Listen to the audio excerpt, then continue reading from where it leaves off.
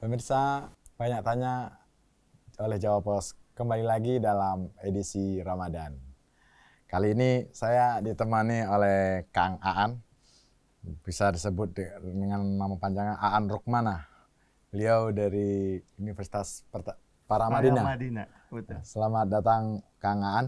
Iya, Saya manggil selamat Aan ya, Kang Aan. datang. Iya, nggak apa-apa, Bang Ilham boleh dipanggil Kang Aan. Orang Sunda soalnya. Sunda ya. Orang Sunda. Iya.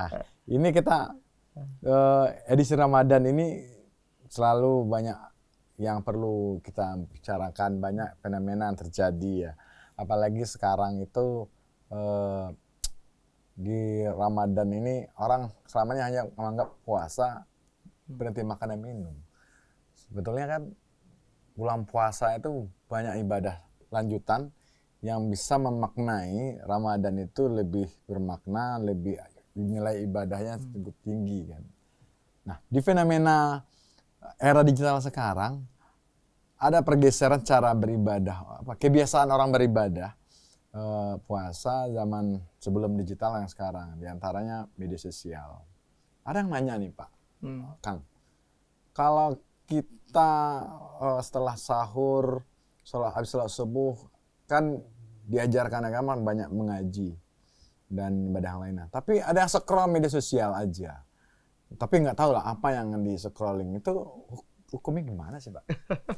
Terima kasih, Bang. Wah, ini bagus nih pertanyaannya karena itu memang yang dialami oleh siapapun. Ustadz juga mengalami hal yang sama sebetulnya. Habis ceramah di masjid, pulang scroll TikTok segala macam. Itu kan peristiwa duniawi belaka ya, yang itu biasa terjadi. Nah, hanya saja gini, Bang. Yang penting itu adalah lewat puasa ini kita sudah harus bisa memilah dan memilih. Kira-kira apakah kegiatan saya itu membantu saya punya pertumbuhan atau tidak secara ruhaniah. Sebenarnya tujuan utama puasa itu kan begitu. Sehingga ketika kita menonton TikTok, menonton YouTube, menonton apapun itu media sosial, maka sesungguhnya kita itu kan pertanyaannya apakah secara ruhaniah kita bertumbuh atau tidak. Tapi kalau misalnya ternyata sebaliknya, mungkin kegiatan semacam itu perlu kita review kembali. Perlu kita review ulang. Tapi gimana membatasi tontonan media sosial atau scrolling kita misalnya itu sesuai dengan Ramadan ini yang kita sangat diikat, yang kita Muslim menjalani ibadah banyak ketentuan ya, bagaimana puasa itu hanya tidak sekedar menahan hawa nafsu aja kan.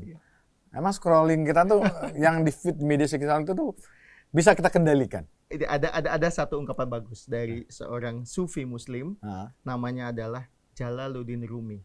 Rumi pernah mengatakan begini, what you seek is seeking you. Apa yang engkau cari mencarimu. Jadi tergantung kita mencari apa. Dan setahu saya juga di media sosial juga sama kan. Jadi ada namanya algoritma. Jadi kita lebih sering mencari apa, itu akan muncul kan gitu. Jadi kalau kita mencarinya belanjaan baju atau makanan atau sirup atau apapun itu, maka nanti yang sering muncul kan berita-berita itu yang akan sering muncul kepada kita gitu. Maka sebetulnya mengikuti apa yang disampaikan oleh Rumi, what you seek is seeking you, rasanya kita yang memilih. Karena kegiatan kita ber-TikTok atau tadi scrolling itu juga kan bagian dari pilihan kita. Nah, bedanya begini, Bang. Kalau di puasa ini kita dilatih semua kegiatan yang kita lakukan itu dengan kesadaran. Jadi kesadaran penuh. Bukan semata-mata karena rutinitas. Yang saya sampaikan misalnya, karena hidup ini kan kadang-kadang kita lebih didominasi oleh kebiasaan atau habit. Rutinitas, Bang. Kayak misalnya kalau saya setiap hari nyetir mobil, besoknya nggak bawa mobil, naik motor, itu kan udah kebiasaan bawa mobil misalnya. Itu kan rutinitas sebetulnya. Memang betul kebiasaan itu membentuk karakter kita. Maka di puasa ini kenapa nggak 1 hari misalnya? Kenapa 1 bulan penuh? Kan sebetulnya in the making process kaitannya dengan pembentukan budaya baru. Jadi rutinitas kita itu diubah, diganti supaya menjadi rutinitas yang punya manfaat, yang lebih bertumbuh tadi. Gitu. Jadi stimulus respon yang udah menjadi kebiasaan kita itu kita dobrak di bulan puasa ini. Sama, kayak scrolling juga kan begitu, itu kan kebiasaan aja sebetulnya. Kenapa kita merasa harus scrolling? Karena kebiasaan. Sama halnya kalau misalnya, ya dulu lah Bang, kalau waktu kita masih muda-muda nih Bang, melihat orang megang handphone, kalau bentuknya screen seperti abang gitu, orang melihatnya, ih ngapain kok ngetik handphone nggak ada ketikannya kan gitu kan. Tapi sekarang Bang, semua handphone screen. Itu artinya apa? Ada perubahan kebiasaan. Dan kalau bicara kebiasaan, it takes time. Jadi pasti akan ngambil waktu yang cukup lama gitu. Tapi bisa secara drastis mengubah habit itu tadi. Sementara ini hanya 30 hari. Sementara orang yang punya kebiasaan bermain gadget, terlepas lah gadget. Kalau gadgetnya itu digunakan buat media sosial, itu kan 11 bulan sebelumnya. Mengganti kebiasaan scroll atau apa, itu gimana caranya di bulan puasa ini? Setidaknya gini Bang, setidaknya di puasa ini menjadi alarm sistem buat kita. Karena kalau bicara alarm itu kan nggak mungkin nyala terus Bang. Kalau bicara sama kayak kita kalau nyetir mobil, ada namanya lampu kaca spion itu kan juga nggak mungkin kita lihat terus, nabrak lama-lama kan gitu kan. Kan nggak mungkin juga kita setahun puasa penuh kan, nggak juga. Makanya ada alarm sistem. Nah sehingga yang paling penting sekarang kita semua nih Bang, mau nggak mau nih, saya juga sama, harus punya preparation, persiapan. Sama kayak orang sekolah. Kalau orang sekolah itu ada ijazah sebelumnya, ada registrasi segala macam. Nah pertanyaannya, puasa kita ini diniatkan untuk sekolah atau enggak?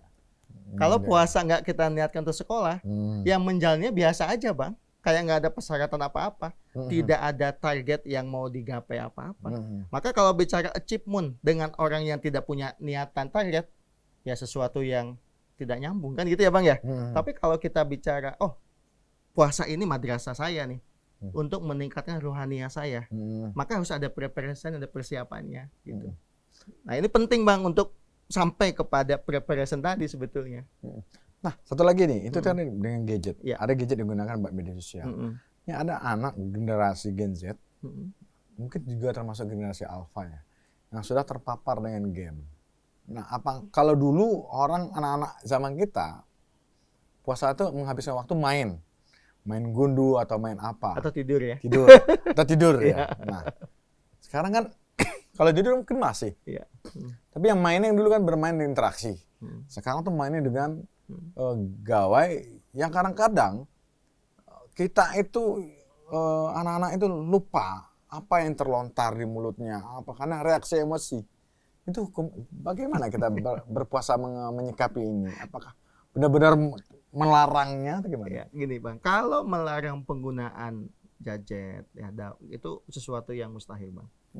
Ini era yang mana kita nggak bisa lepas. Nah, misalnya penggunaan digital itu nggak mungkin lah. Ini kemana-mana udah digitalisasi lah. Kita aja mau pajak mau apa kan NIK, satu pintu satu sistem, itu kan digitalisasi. Artinya semua bisa terdetek, semua bisa terpapar ya kalau bahasanya. Gawai pun sama. Nah sekarang yang paling penting adalah mengedukasi penggunaannya. Nah itu yang paling penting. Nah di bulan puasa ini apakah perlu misalnya anak-anak kita, cucu kita, ya atau mungkin adik-adik kita edukasi mengenai penggunaan gadget? Perlu, harus diatur. Jadi nggak mungkin kita mengizinkan pakai selamanya, kan nggak bisa. Itu meracuni anak namanya. Tapi kita tetap harus mengedukasi. Dan salah satu hal yang juga perlu didampingkan kepada anak dalam penggunaan gadget itu dua, kalau menurut saya. Yang pertama adalah anak-anak tetap mesti dididik juga yang namanya critical thinking. Jadi berpikir kritis, harus. Artinya anak-anak mesti kita ajarkan dengan satu pertanyaan. Mengapa gadget perlu? Nak, kamu ngapain tuh? Main game terus. Nak, buat apa? Nak, buat apa? Nak, buat apa? Jadi nggak tiba-tiba dilarang. Tapi yang kita tumbuhkan itu justru critical thinking-nya kepada anak. Itu satu. Nah, yang kedua adalah kreativitas. Karena sebetulnya penggunaan gadget tadi yang tidak terkontrol, problemnya sebetulnya bukan gadgetnya, bukan. Tetapi karena anak-anak ini punya semangat, punya motivasi, punya tenaga, punya waktu, tapi tidak ada pendampingan. Sehingga waktunya dihabiskan ya buat yang paling mungkin menggunakan media sosial tadi. Begitu. Maka kalau menurut saya justru di puasa ini rasanya perlu kita membuat kurikulum khusus gitu ya, penggunaan gadget yang cocok kita amalkan di bulan puasa ini begitu. Dengan kurikulum tambahan tadi ya, critical thinking dan creative thinking gitu. Nah, bicara soal creative thinking tadi ya, anak sekarang ini kalau kalian lihat diajak critical thinking, kamu ngapain aja sih main game? Kan selama ini yang ada tuh muncul adalah perdebatan kusir yang ujung-ujungnya ibadah puasa kita mungkin tidak batal, tapi nilai ibadahnya, nilai apanya tidak maksimal. Bagaimana mengarahkan anak tidak tergantung dengan gawai selama ibadah puasanya. Saya juga mengalami masalah yang sama sebetulnya, Bang Ilham. Jadi biasanya kalau saya melihatnya, yang paling penting itu adalah harus ada aktivitas bersama di rumah. Jadi bukan semata-mata duduk bareng, tapi masing-masing aktivitasnya sendiri, tidak. Tetapi kegiatan bersama. Misalnya kita mengajak anak kita main dengan diri kita, kemudian mengajak kita beraktivitas bareng. Itu biasanya anak-anak juga akan mengikuti itu kok. Nah, yang menjadi masalah adalah di saat kita melarang anak-anak, tapi kitanya nggak punya alternatif yang kedua, yang ketiga, yang keempat. Pokoknya anak-anak jangan main handphone. Habis itu papahnya, mamanya kegiatan yang lain, membiarkan dia nggak megang handphone, dia juga bingung mau ngapain. Itu yang saya maksud pendampingan. Artinya di saat kita mengatakan jangan main handphone, baik Pak, Mah, saya nggak main handphone. Terus saya ngapain? Kan kalau bisa ngomong anak-anak begitu. Ya, saya ngapain? Bosen. Cuma bosen mah, Pak, gitu kan ya. Nah, tapi kan anak-anak nggak ngomong begitu, Bang, masalahnya. Anak-anak kan cuma paling kesel gitu. Tapi beda kalau misalnya kita ajak aktivitas bersama. Ayo nak main sama papa yuk, ayo mama main gitu. Makanya saya selalu mengatakan yang penting adalah pendampingan tadi. Gitu. Itu dengan catatan orang tuanya hadir di tengah mereka. Iya. Bagaimana dengan orang tuanya sibuk, subuh udah keluar rumah, mencari pemenuhan kebutuhan mereka hidup sehari-hari, dan kembalinya tuh mungkin bisa jadi setelah berbuka puasa. Ya, makanya memang itu PR lain ya Bang ya. Di rumah tangga di Indonesia itu apalagi yang suami istri juga bekerja, memang PR-nya itu adalah pendidikan anaknya. Sebetulnya bukan semata-mata karena ada gangguan tadi ya, gadget misalnya, tapi juga biasanya gangguan karena yang lain, pergaulan lah, entah bullying lah, kan anak-anak tidak terkontrol, gitu. Maka yang paling penting adalah bagaimana dua orang ini yang sudah bersepakat untuk berumah tangga tadi, ya harus duduk bareng, harus mendiskusikan beberapa opsi-opsi. Kalau misalnya memang dua-duanya bekerja, itu kan tidak menjadi alasan bahwa pendidikan anak itu dibiarkan karena dua-duanya sibuk. Itu artinya egois dong. Maka yang paling penting dua-duanya duduk bareng. Ini kita punya amanah nih kalau kata agama kan gitu kan. Ini anaknya mau kita apakan gitu. Apakah mama yang di rumah atau saya yang di rumah? Atau kita tunjuk yang kita percaya di rumah. Nah pertanyaannya kalau dua-duanya bekerja, anaknya juga dibiarkan begitu saja nggak diedukasi, itu syarat paling tepat untuk anak-anak ini nantinya mengalami tadi banyak gangguan-gangguan tadi yang abang ceritakan gitu, gadget, relasi sosial segala macam. Gitu. Jadi harus diobrolkan bang, bersepakat dua-duanya. Gitu. Berarti dengan imbauan Menteri Mendikbud tetap kan. Kalau sekarang kan anak-anak masih sekolah ya, betul. Kan ya awal puasa kemarin, puasa kan ada libur. Libur di puasa itu bentuk reward kah atau memang karena untuk membuat penyesuaian bagi anak-anak kita biar bersekolah di bulan Ramadan itu kalau idealnya itu kan buat menambah nilai lebih tadi supaya ada family life yang hidup bareng-bareng dengan keluarga. Itu idealnya. Tetapi memang de facto-nya adalah kalau keluarga itu tidak terbiasa terbentuk edukasi di keluarga, ada kebijakan tadi itu hanya akan menambah saja ruang kosong tadi, di mana nanti anak-anak masing-masing, orang tua masing-masing gitu kan, kakak-kakaknya juga masing-masing, ya wis lah kalau gitu kan, create new problem tadi, jadi masalah baru lagi. Maka kalau menurut saya, bang, kebijakan itu bagus, cuma memang ada hal yang paling basic, bagaimana kita mengedukasi para keluarga-keluarga kita di Indonesia ketika punya anak, itu kan amanah, bagaimana cara mendidik anak di era digital ini. Saya kira itu satu catatan penting juga sih, untuk juga dipikirkan dan juga dicarikan solusinya sama-sama. Kembali pada orang tua juga. Kembali orang tua, bang, karena saya sedikit mempelajari bang ya, apalagi saya juga aktif di beberapa lembaga pendidikan, problem pendidikan itu di rumah. Nah, berarti ini, kalau pulang salat tarawih, kalau dulu kita masuk kecil, pulang itu kan tadarusan, ngaji. Betul. Nah sekarang mereka nyampe ke rumah, ambil handphone, scrolling. Yes. Itu kan yang terjadi. Sekarang, dan gitu. Itu tidak hanya, kita harus adil juga ya. Yang melakukan tidak anak semata. Bahkan orang tua pun sama. Iya, gitu. dan mungkin badannya ada di rumah, energinya, pikirannya tidak di rumah itu ya. Betul. Makanya kenapa sih Bang kita harus bikin komitmen bersama di rumah itu sebetulnya.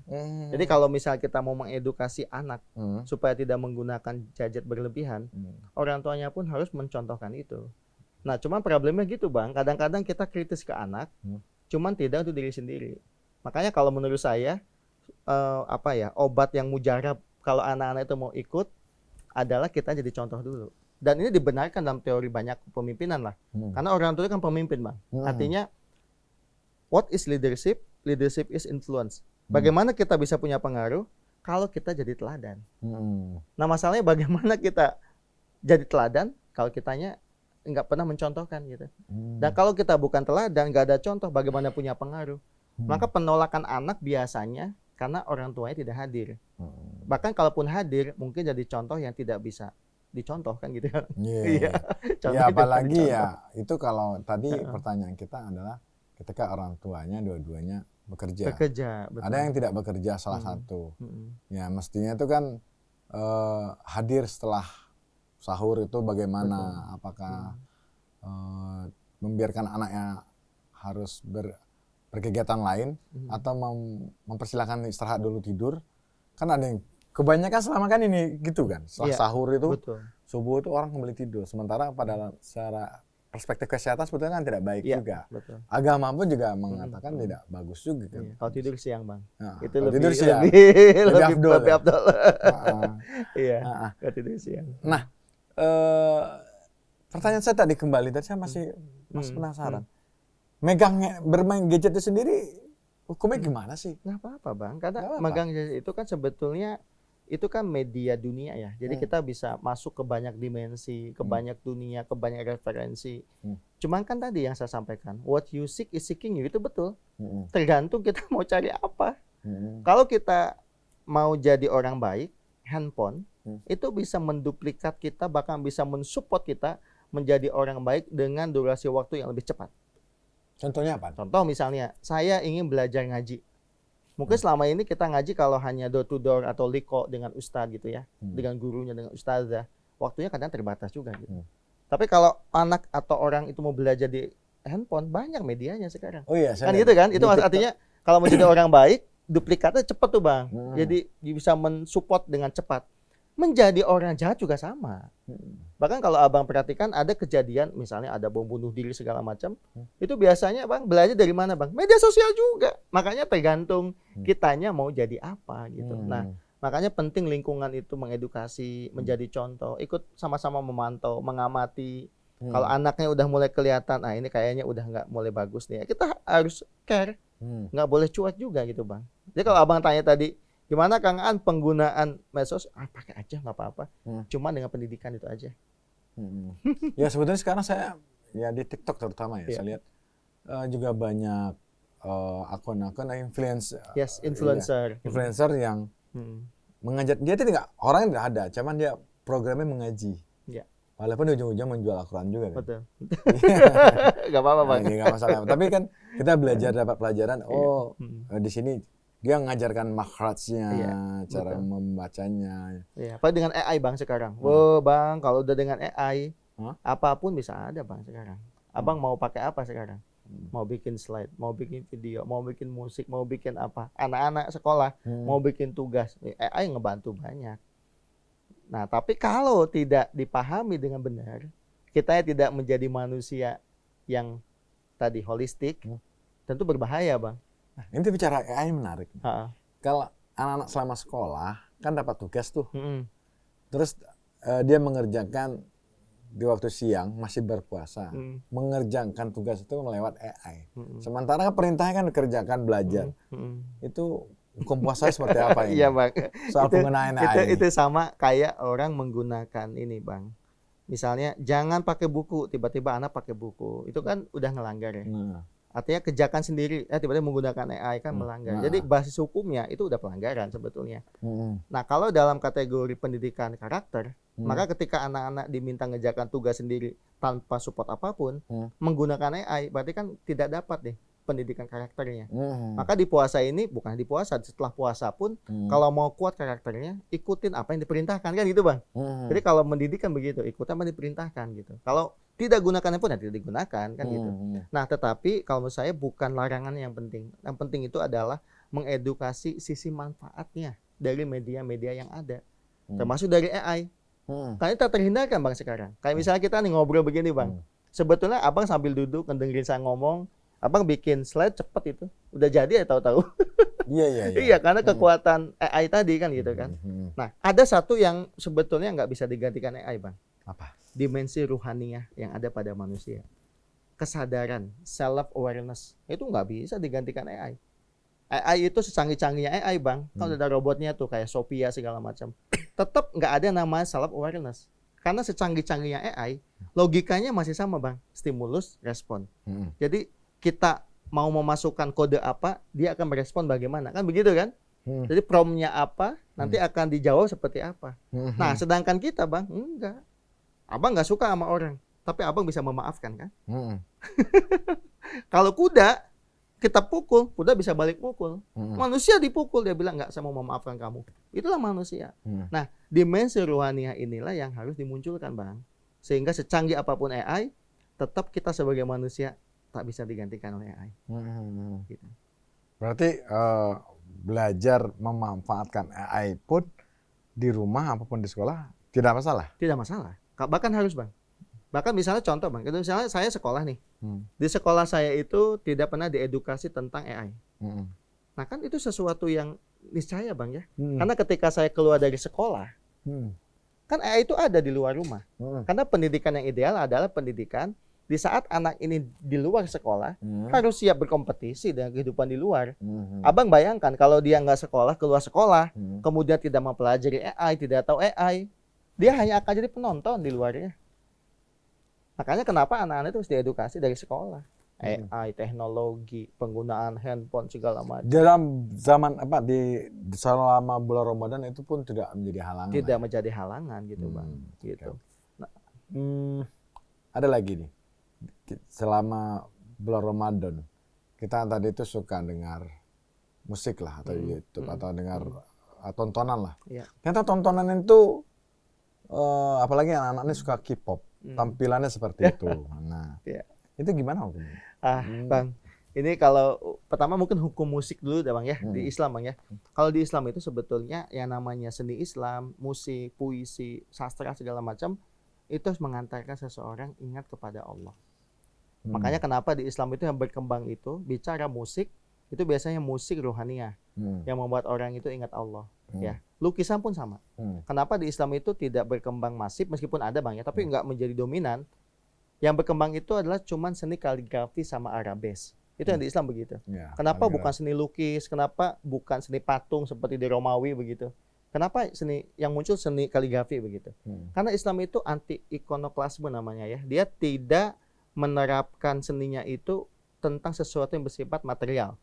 Nah, tontonan-tontonan yang ada seperti musik segala macam, apalagi dengan tarian-tarian yang eksotik semacam itu, tentu pertanyaannya mengantarkan kita ingat Allah atau sebaliknya kan gitu.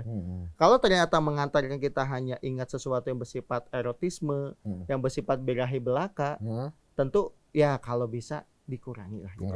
Ya, kalau memang bisa stop, di stop. Kalau belum bisa bertahap dikurangi gitu Bang. Karena sama kayak dulu Rasulullah kan melarang namanya minum homer kan nggak langsung ya. Jadi pelan-pelan, habis itu baru dilarang. Sama, tontonan juga sama. Nanti daripada lu buka gawai, mendingan buka Quran, baca. Iya, betul, baca Quran segala macam. Kalau capek tidur. Tapi tidur Bang. Iya. Tapi juga begini Bang, yang penting beragama itu nggak kaku kok. Jadi kalau orang selama ini mengatakan, oh beragama itu Pak nggak boleh nonton ini, kaku amat sih. Enggak kok, nonton aja. Misalnya lihat K-pop, kalau mau nonton aja. Tapi yang paling penting adalah ngeganggu kamu enggak kan gitu. Karena masalahnya kalau kita sering nontonan tadi ya, mohon maaf ya, penari-penari terbuka pakaiannya, tiba-tiba anak-anak itu terbangkit hasrat erotismenya segala macam, bisa kontrol enggak? Kalau enggak kan mengganggu dirinya juga gitu. Jangankan mereka, mungkin kita pun yang berumur pun sama gitu Bang. Makanya kenapa kita itu mesti punya self control. Utamanya itu Bang. Gitu. Ya, karena ada juga kasus Bang, anak-anak nggak boleh nonton ini, bahkan sebaliknya. Coba Abang cek itu, lembaga-lembaga pendidikan yang ngelarang ini, ngelarang itu, pas anak udah lulus kebalikannya Bang. Jadi makanya kenapa di edukasinya itu harus dengan kesadaran tadi sih. Gitu. Cara mengurangi penggunaan itu gimana? Saya emang sengaja muter-muter pertanyaan saya. Karena sampai belum dapat banget ya. Cara mengurangi. Cara mengurangi itu dia nggak bisa langsung sih, Bang. Dia mesti pelan-pelan. Nggak bisa penggunaan handphone yang harus pelan-pelan. Mungkin screen time-nya itu yang dikontrol. Jadi yang biasanya bisa menggunakannya sehari itu hampir 10 jam, kan ada 10 jam. Kita kurangilah 5 jam dulu. Nanti besok kurangi lagi 3 jam. Pelan-pelan saja. Gitu. Nah itu kalau mau ngurangin screen time gitu. Screen time. Screen time. Tapi kalau mau ngurangin kualitas tontonan, kita memilih. Kita mau nonton apa? Kan kita memilih soalnya. Gitu. Kalau orang tua mudah bisa, Mas, betul. Mengatur. Kalau orang tua udah bisa, tapi juga mungkin belum tentu bisa, Bang. Karena banyak juga orang tua yang hanyut ya terhadap yang namanya media sosial segala macam gitu, Bang. Gitu. Nah kalau khusus anak-anak, tentu mesti didampingi lah. Karena anak-anak itu kan menerima apa aja yang muncul di hadapannya, Bang. Jadi kalau di hadapannya biru, anak bisa jadi biru. Di hadapannya hijau bisa jadi hijau. Itu tergantung lingkungan kan gitu. Oke, mungkin. Nih kayaknya kita mau lanjut kayak ini. Di kesempatan lain kita lanjut iya, ya. mungkin, ya. Ini soal media sosial sebetulnya masih banyak lagi pertanyaan karena podcast kita nih waktunya episode tidak maksimal, tidak panjang. Jadi kita cukupkan sini dulu. Nanti mudah-mudahan nanti episode selanjutnya kita ngobrol lagi apa yang terkait dengan Ramadan ini lagi. Baik. Terima kasih pemirsa. Demikianlah podcast kita bersama Kang Aan. Semoga puasa kita hari ini semakin afdol dan menjalankan kita semakin khusyuk. Assalamualaikum warahmatullahi wabarakatuh. Waalaikumsalam.